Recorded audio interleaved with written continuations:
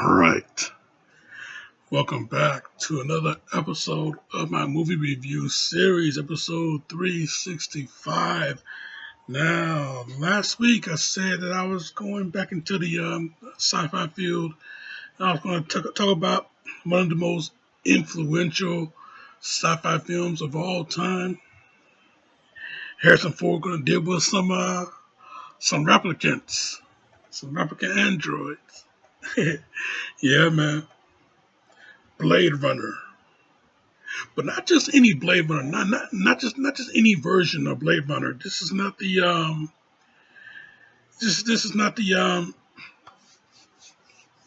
theatrical, the 1982 theatrical version. And I'm talking about the final cut Blade Runner, the final cut, not the director's cut back in '92, but the final cut back in 2007. Yeah, they took everything that was changed up in the director's cut. They took that, put it back into this one, and gave us a lot more than what was intended. So yeah, it's the same Blade Runner, but just have a little bit more extra to it. This is the final cut, but this is more like the definitive cut. I tell you though, yeah, this movie though, yeah, Blade Runner, man, I'm glad I did come in late to the game. I tell you that. Because yeah, this movie, if you got some fresh eyes, you will indeed watch this movie, from a whole other perspective. And you know, yeah, I'm not very familiar with this movie, but when I first saw it, like what 2 years ago, I think, when I first saw it 2 years ago, man, great stuff, dude, great stuff. I mean, yeah, it's not an action-packed film, but the story, man. It is 100% story driven. Yeah, and the visual. Oh my God, yes, visually stunning. Absolutely, absolutely, visually stunning. I mean, you know, the whole setting, the buildings and everything like that. Jesus Christ, man! And to see this in HD quality too. Damn, amazing, man, amazing what they have done with this movie, man. Oh yeah. Let me read off the principles of the movie. Yeah, you've got Harrison Ford in this, the late Rucker Hauer, Sean Young, and Edward James Olmos, just to name a few. But yeah, I tell you, yeah, this movie though, yeah, great stuff all the way through though. Great stuff all the way through. You know, you know.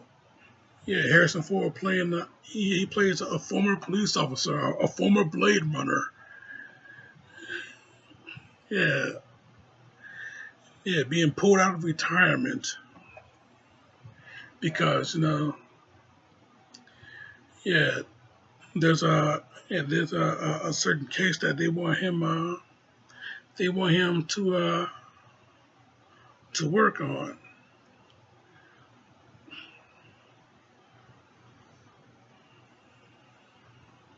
Yeah, Deckard. Yeah, Rick Deckard. Harrison Ford played.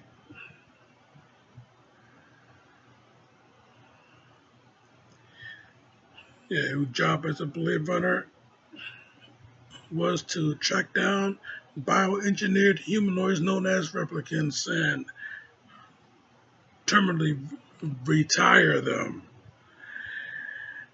Is informed that four replicants are on Earth illegally. Yeah, you got to retrieve these. Yeah, you got to take out these replicants before they can really start some trouble. I tell you. But I tell you though, yeah, yeah, retire. Yeah, they're on Earth illegally. Deckard begins to leave, but Bryant, yeah, his former supervisor, ambiguously threatens him, and Deckard stays. The two watch a video of a Blade Runner named Holden administering the Voight Camphor test, which is designed to distinguish replicants from humans based on their emotional responses to questions. Yeah, the test subject, Leon, played by Brian, Brian, some reason I'm trying to think of Brian James, but I don't, wait, is that his last name? Brian, um, um, um,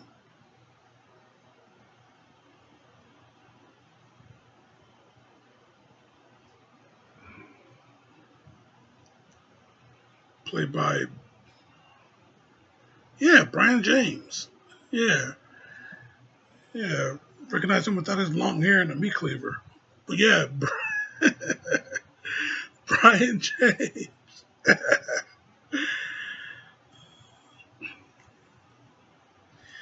Yeah, he shoots Holden on the second question.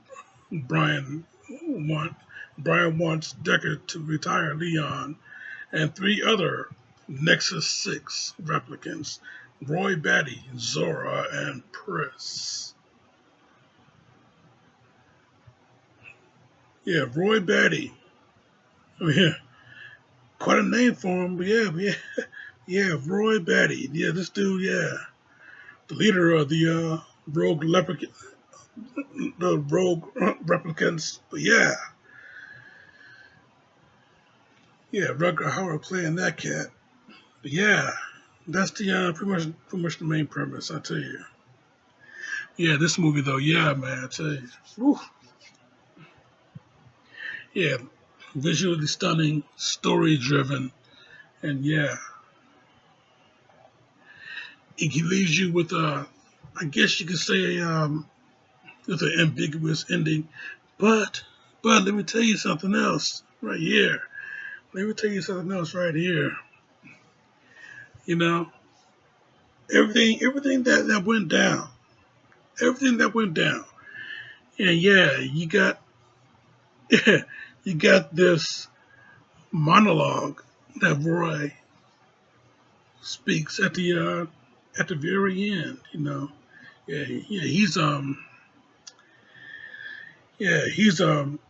his way out. You know, he's about to die. You know, his lifespan is shortening out.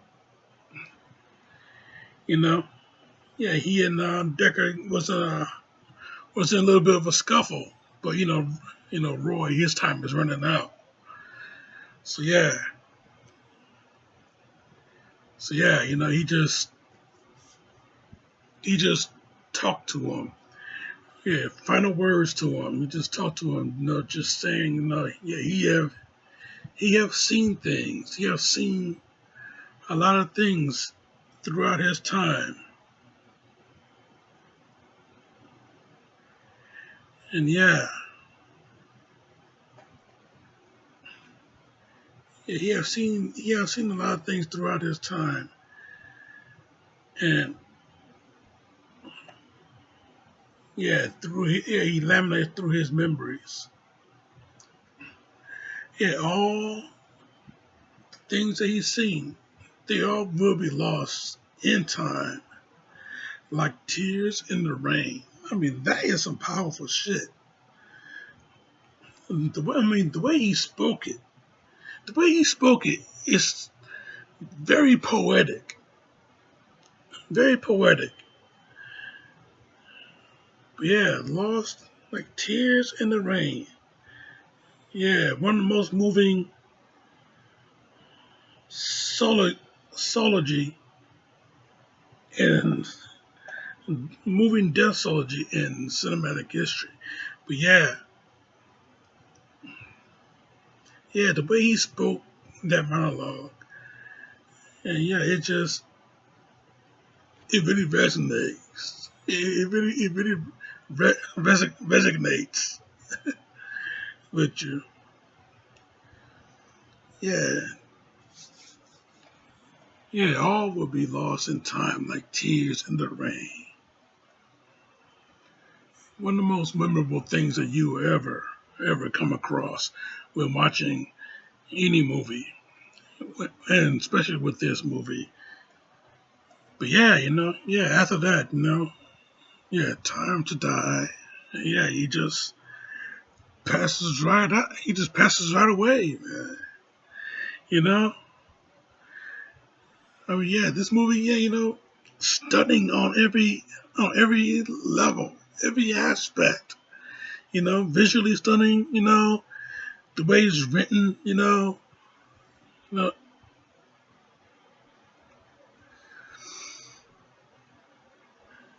great stuff all the way through, man. Yeah, something else that is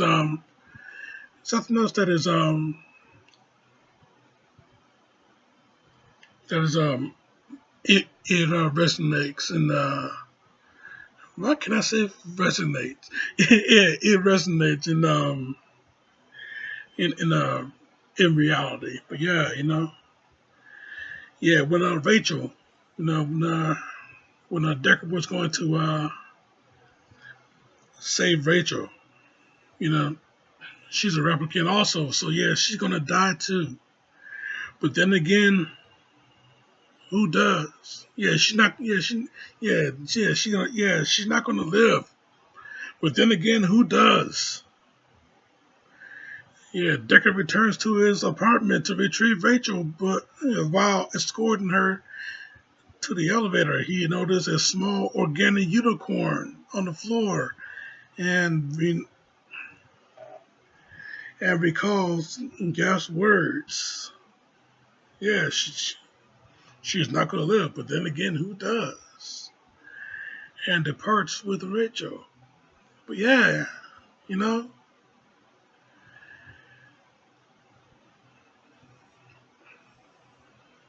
yeah, we're all going to die. That's all there is to it. We're all going to, sooner or later, we're all going to go.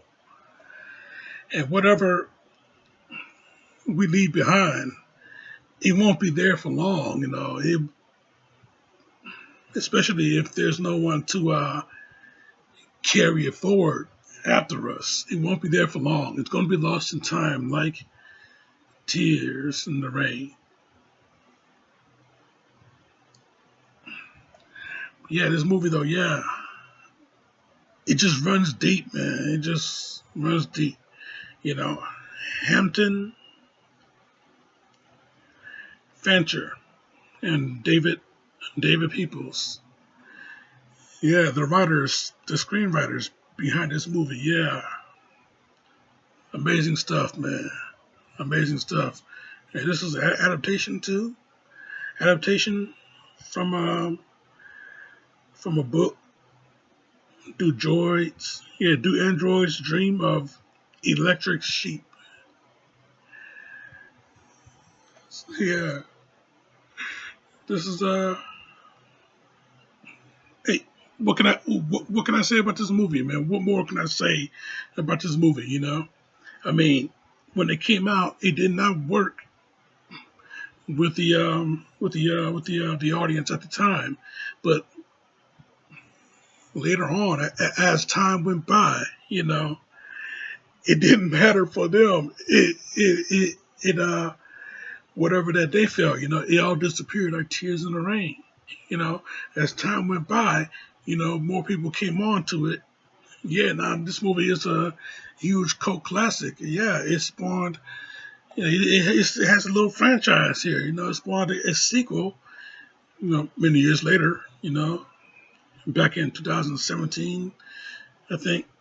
Yeah, it spawned a sequel, and there's an anime TV show out back in 2021. I think you can find that on Prime Video. I think, yeah, Blade Runner, Black Lotus. You can find it on Prime Video, I think. But yeah, I tell you, man, this is some great stuff, man. This movie is 100% damn good shit. I gotta tell you, yeah, a straight up 5 out of 5, man. Straight up 5 out of 5. You know,